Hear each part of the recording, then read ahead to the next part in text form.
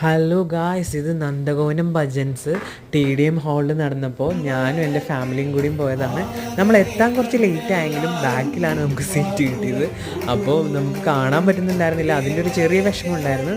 പക്ഷേ ഭജൻസ് തുടങ്ങിയ മുതൽ എൻഡ് വരെ നല്ല രീതിയിൽ ഞാനും ഫാമിലി അത് ആസ്വദിച്ചു. അപ്പോൾ ബാക്ക് സീറ്റ് കിട്ടിയില്ലെങ്കിലും നമ്മൾ നിന്നിട്ടാണെങ്കിൽ ആ ഭജൻസ് ആസ്വദിക്കും എന്നുള്ളത് 100% ഉറപ്പാണ്. എന്ന് പറഞ്ഞാൽ അത്രയും ഒരു ഡിവോഷണൽ വൈബാണ് അവർ തരുന്നത്. അപ്പോൾ ഞാനും എൻ്റെ വൈഫും കുട്ടിയും എല്ലാവരും അതിൽ പങ്കാളിയായി. അതുപോലെ തന്നെ ഓരോ സോങ്സും അവർ പാടുമ്പോൾ നമുക്ക് ആ ഒരു വൈബ്രേഷൻ നമുക്ക് കിട്ടുകയാണ്. അപ്പോൾ ആ ഒരു 3 hours നമുക്ക് എല്ലാം മറന്ന് നമുക്ക് കൃഷ്ണനെ ഭജിക്കാം, ശിവനെ ഭജിക്കാം.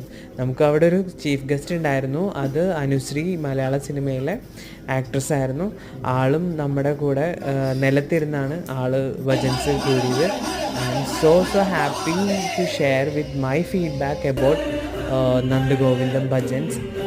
കൊച്ചിയിൽ വെച്ച് നടന്ന 2025. ഞാൻ യൂട്യൂബിൽ മാത്രമാണ് കണ്ടിട്ടുണ്ടായിരുന്നത്.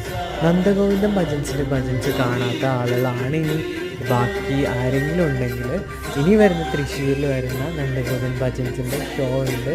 അപ്പോൾ അത് നിങ്ങൾ മിസ് ചെയ്യാണ്ട് പോയി കാണാൻ. ഞാനും പോയി കാണുന്നുണ്ട്. എന്ന് പറഞ്ഞു കഴിഞ്ഞാൽ എനിക്ക് ഒറ്റ ഷോ ഇനി മിസ് ചെയ്യണമെന്ന് താല്പര്യമില്ല. ഒരു ബിഗ് ഫാനാണ്, ഞാനൊരു ബിഗ് ഫാനാണ് നവീൻ്റെ. അതേപോലെ തന്നെ ആ ഭജൻസിൽ ഗ്രൂപ്പിൽ പാടുന്ന എല്ലാവരും, എസ്പെഷ്യലി അതിൽ മുരുകൻ്റെയൊക്കെ സോങ്ങൊക്കെ പാടിയ ആൾ അടിപൊളിയായിരുന്നു. അപ്പോൾ ഞാനും വെയിറ്റ് ചെയ്യാണ് തൃശ്ശൂരിലെ ഷോയ്ക്ക് വേണ്ടി.